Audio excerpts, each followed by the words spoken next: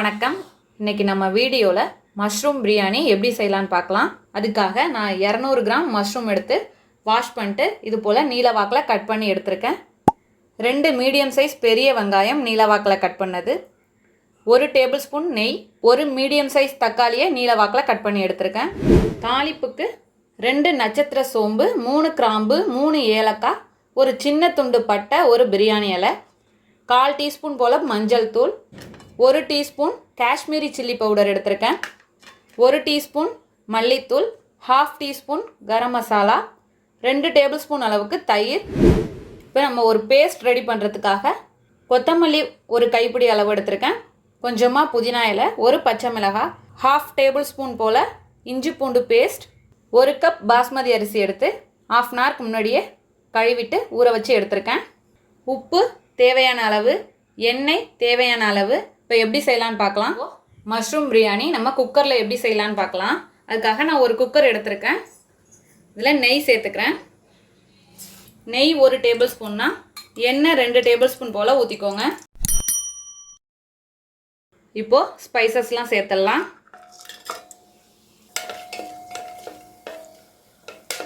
இப்போது ஸ்பைசஸ் சேர்த்த பிறகு 1 நிமிஷம் வதக்கிட்டு இப்போ வெங்காயம் சேர்க்குறேன். வெங்காயம் பொன்னிறம் ஆகிற வரைய நல்லா வதக்கிக்கணும். இப்போ வெங்காயம் வதங்கிறதுக்குள்ளே நம்மளோட கொத்தமல்லி, புதினா, இஞ்சி பூண்டு பேஸ்ட், பச்சை மிளகாவை சேர்த்து ஒரு பேஸ்ட்டாக அரைச்சி எடுத்துகிட்டு வந்துடலாம். நம்ம பேஸ்ட்டும் ரெடி பண்ணியாச்சு. வெங்காயமும் நல்லா வதங்கி வந்துடுச்சு. ரொம்ப கருகிடாமல் இந்த அளவுக்கு வதங்கினா போதும். இந்த கோல்டன் கலர் வரணும். இப்போது பேஸ்ட்டை சேர்த்துடலாம். சேர்த்துட்டு இதோட பச்சை வாசனை போகிற அளவுக்கு நல்லா வதக்கிக்கலாம். இப்போது இதில் மசாலாலாம் சேர்த்துடலாம். கரம் மசாலா, மஞ்சள் தூள், மல்லித்தூள்,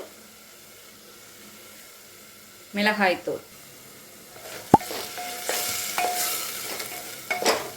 இப்போ சேர்த்துட்டு நல்லா கலந்து விட்டாச்சு. இப்போ இதில் தக்காளி சேர்க்க போகிறோம்.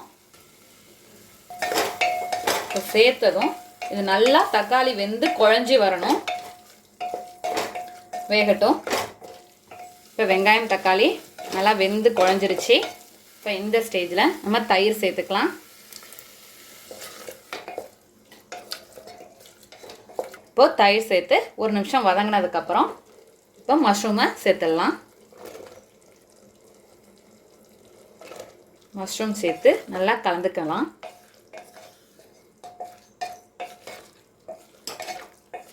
இப்போது பிரியாணிக்கு தேவையான அளவு உப்பு சேர்த்துக்கிறேன்.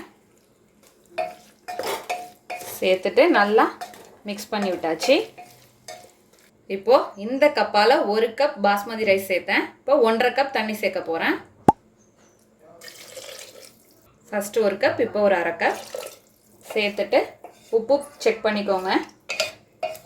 உப்பு ஒரு கல் கூட இருக்கணும். அப்போ தான் ரைஸோடு சேர்ந்து வேகிறப்ப கரெக்டாக இருக்கும். இப்போ எனக்கு சரியாக இருக்குது. இது போல் ஒரு கொதி வந்ததும் இப்போ நம்ம அரிசியை சேர்த்துடலாம். தண்ணியை வடிச்சிட்டு சேர்க்குறேன். ஃப்ளேமை கம்மி பண்ணிக்கோங்க. அரிசி சேர்த்தோன்னே கலந்து விட்டுட்டேன். இப்போ கடைசியாக 1 டீஸ்பூன் போல் நெய் சேர்த்துக்கிறேன். நெய் சேர்த்துட்டு கொஞ்சமாக புதினா, கொத்தமல்லி. இப்போது இது போல் கொதி வர ஸ்டார்ட் ஆனதும் ஃப்ளேமை லோ ஃப்ளேம் ஆக்கிடுங்க. இப்போ இதை கவர் பண்ணிக்கலாம். மூடி போட்டு விசில் போட்டு லோ ஃப்ளேமில் ஒரு விசில் விடணும். அப்புறம் ஆஃப் பண்ணிவிட்டு ஒரு 10 நிமிஷம் ப்ரெஷர் போனது பிறகு ஓப்பன் பண்ணி பார்க்கலாம். இப்போ ப்ரெஷர் போயிடுச்சு. ஓப்பன் பண்ணி காட்டுறேன்.